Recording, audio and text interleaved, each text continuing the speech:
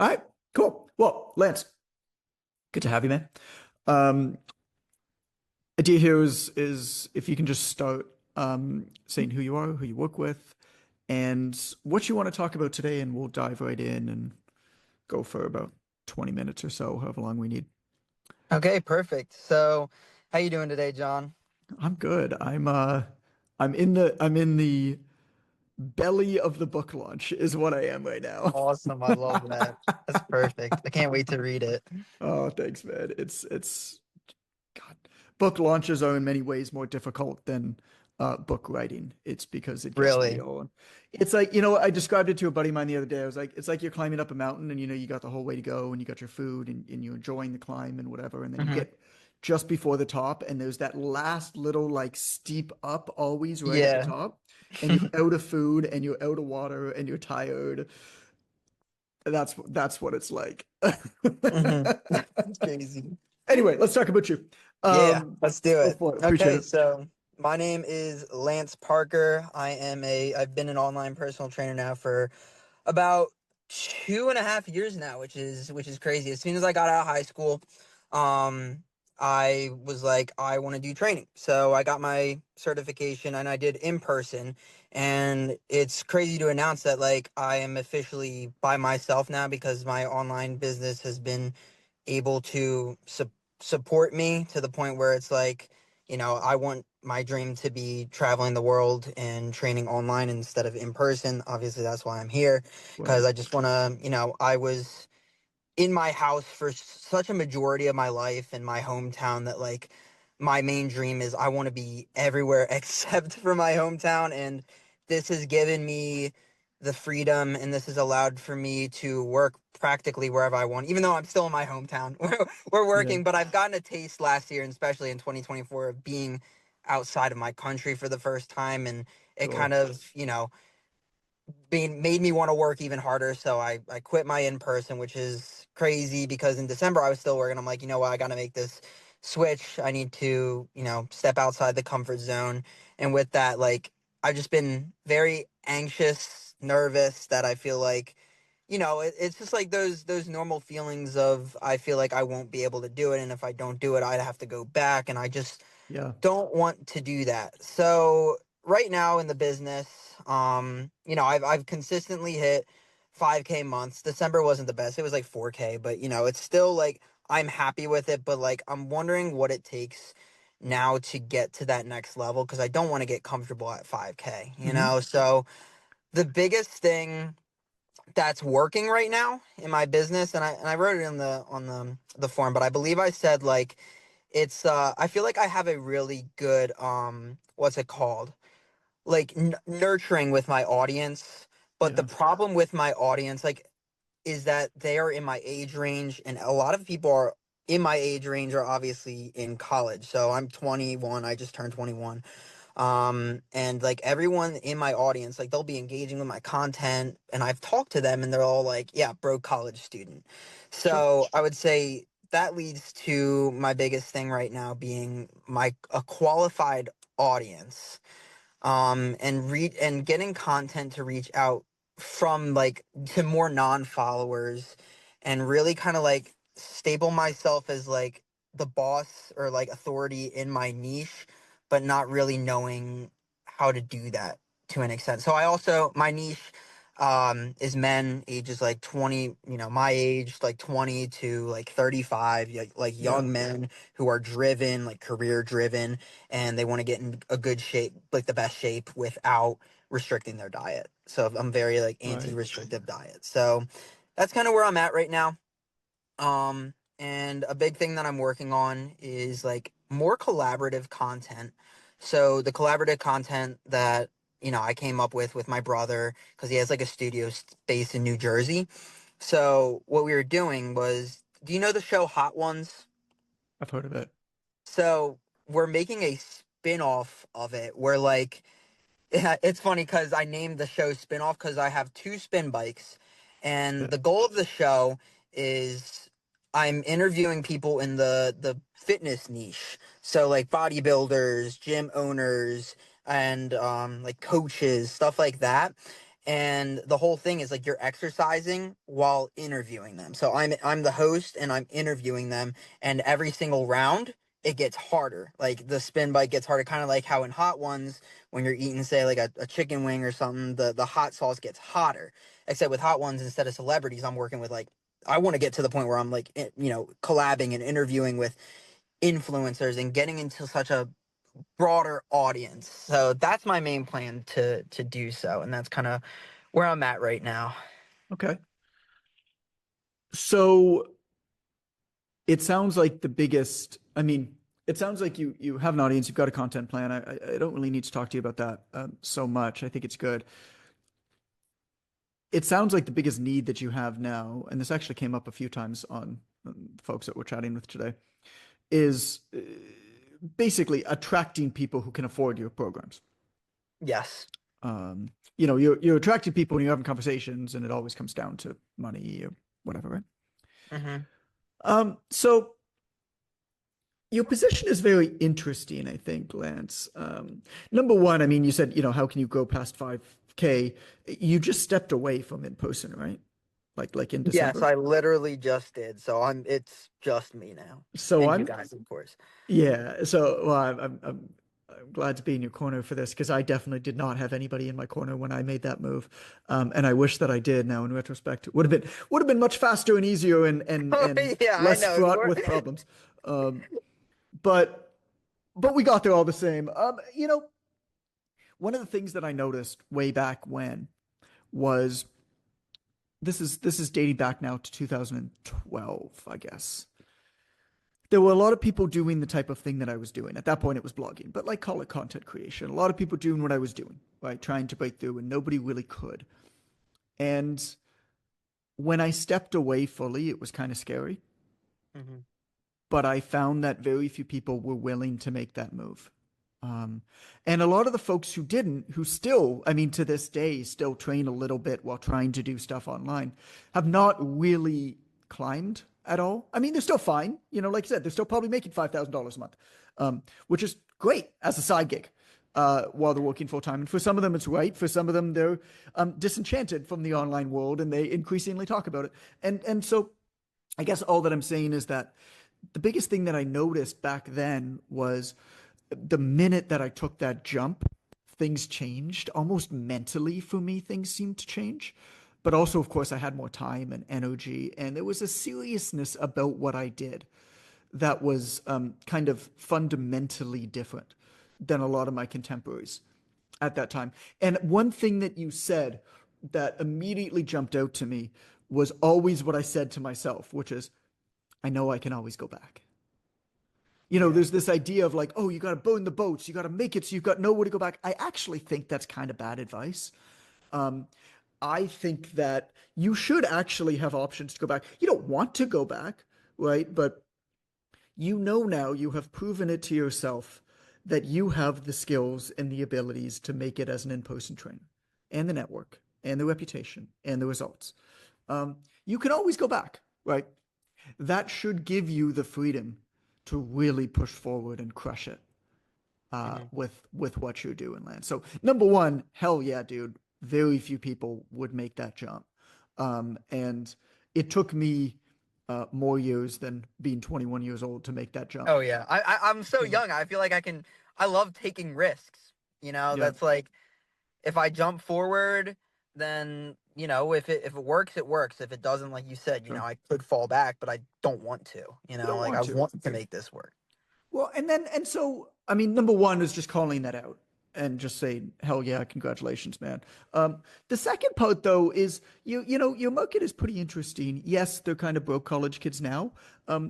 But the first thing that I'll say is they're not going to be broke college kids for very long. Exactly. That's what I'm saying. I'm like, yo, give me like a year or two, and everyone talks about it. Like they're like, Lance, once I get a job, like you're going to be that guy.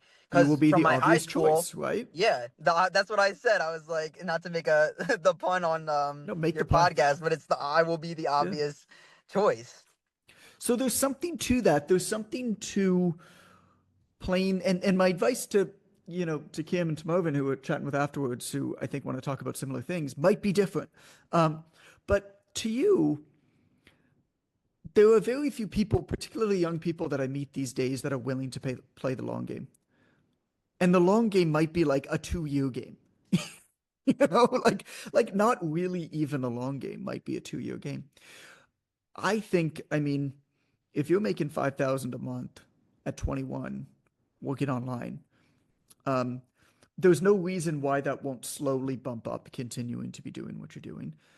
There's no reason why you can't live pretty cheaply right now and still put money away.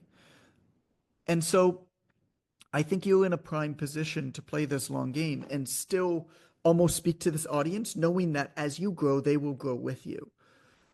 The people who you went to school with, some of them will start jobs now as they're graduating college. Some of them will go on to become lawyers, doctors, accountants, whatever, professional type jobs, and they'll graduate when they're 24, 25, 26, and they'll go into those careers. And it won't take them very long to start being beaten down physically Yeah. in those jobs where you're going to be there, right? You're going to be there as the person talking to them, but not if you change your marketing, not if you change who you're speaking to. I don't think you speak specifically to college kids now. You don't call out college kids, but Mm-mm. you talk about you talk about that transition into the real world, and you know there's a point that I think we all hit. I remember exactly when I hit it. I mean, I was bubbling in the last Scantron bubble in the auditorium in university, and I remember finishing it, and the whoever it is, the instructor, moderator, whatever their name is, they came up to me and they said, "Are you done?" And I just looked at them. I was like, "Yeah, yeah, I think I am." Like that was the moment when I bubbled in the last thing when I graduated college, or I finished the last exam in college and knew I was going to graduate, right? Mm-hmm. Where I was like, "Oh, well, now I have to, looking back, I could put language on it. Like the world isn't black and white anymore. I'm not being told what to do every day of my life anymore. This is scary." Um, I wonder how much you can call out that moment. Because to me, what I look at increasingly for these types of businesses is not necessarily demographic, not even necessarily psychographics that you're targeting with your training. What you're targeting are points of time when somebody is going to make a transition that's going to force them to reassess what they're doing and say, now I'm ready. And can you be there and be top of mind for that person in that moment? For example, we had a conversation in the hot seat a couple of weeks ago where the moment that a woman becomes an empty nester, the moment that her last child goes to university, or even the moment when her last child, to be honest, goes to school. Mm-hmm. Um, that's a moment where, using my wife for example, Allison, like she's already talking. I mean, we're pregnant with her next, so it's going to be a while, but like she's already talking about it. She's like, I think I might want to go back to school to become a surgical assistant. Like just they look like there are those transitory. There are those transition moments, and a transition moment, 100%, dude, is I just finished college and I'm entering working in the real world and I'm making money now, like real money. Um, but also, I don't have as much time as I used to. Um, you can also talk about testosterone levels. Oh, by the way, when you're 20 in university and a guy, you have so much testosterone flowing through you. Mm-hmm. You could touch a weight and all of a sudden grow pecs. It ain't gonna be that way for much longer, bro. Mm-hmm. So if you're in your 20s and you're able to train, actually, you should put on as much muscle as you possibly can now. Because let me tell you, I know this guy John, and John's 39 years old, and he just told me that when you hit your 30s, all of a sudden you don't recover as well from workouts, and you don't put on muscle as easy, and it's really nice to get that base early on. I wonder how much you can call out that moment and really dig into that moment and all of the pieces associated with it, both Mm-hmm. future pacing, but also like, all right, you said you were going to do it. Hey guys, Mm-hmm. in Gotcha. whenever So whenever people graduate college in April or whatever it is, like, hey guys, You said you were going to start when you finish college. Here we are. Who's going? Who's doing this? Mm. So almost like from my own class, because my class is usually graduating like 26 or something. So when that time comes, when everyone's graduating, almost like hit a crazy call to action post where it's like, you said you would start, like where is it? Because you only have this amount of time before it gets harder. I mean, the nice thing is that's repeatable. You could just hit all of you could just hit that point every year. It doesn't have to be just for your class, right? It's for any Hmm. class. But the Okay. point is, if your content is for that audience, what are the points that audience hits where they're reassessing where they are, where they're looking forward optimistically to the future, or they are perhaps living with some sort of fear of regret that they're going to miss out on an opportunity. I mean, I Mm. think it's a huge opportunity to be in your 20s as a guy and be able to put on a bunch of muscle. Um, because I can tell you, as a late 30-year-old, that passes. Um, that passes. And so speak to. I guess what I'm saying is like, yes, there are those moments for sure, but I think also there are topics that are outside of, hey, college kids, here's what you need to know, that also appeal to people who are already in the workforce, Yeah, early because on that's in where the most of my workforce. clients are coming from is like people who are already working or their parents like help them out with like paying Sure, or something. sure. Like that's like the main thing. And I'm like, I don't try to speak to college students. I'm more just speaking to men who want like a more aesthetic physique, like want to look good, feel good. Um, and I almost think like maybe I should like switch and really try to target entrepreneurial like men in their 20s who are almost like kind of in my situation. Like you started a business, you're young and you're driven to do that. Could be. Could be. But I don't even think you need to. I mean, maybe on your like thing, like I work with, 20 to 30-year-old guys who are, getting started in their career and want to grow their bodies like their careers or whatever. Like you can have some nice line like that. I'm more Hmm. talking about the fears, the moments you're calling out in your like day-to-day thing that are going to connect with somebody and they'll be like, oh yeah, shit. Like yesterday I said it's going to be today. Like I don't want that to hit tomorrow. Um, and yes, you're absolutely going to get some college kids whose parents are going to help them pay for it. You're also going to get some rich college kids. And to be honest, there are more and more rich college kids. Dude, the kid who's helping me out on my book launch, he's 19 years old. He started college while helping me out in my book launch. He turned 19. I'm paying him more than his professors are making. That's And he's in crazy. college. So there are going to be more and more and more college kids who are going to have these side hustles that are going to be making hundreds of thousands of dollars a year. So, there will also be rich college kids. But I think you just speak to that age range. You speak to their desires. Um, and that age range is people, yes, of course, making this transition as well. But you don't necessarily need to say college. Hmm.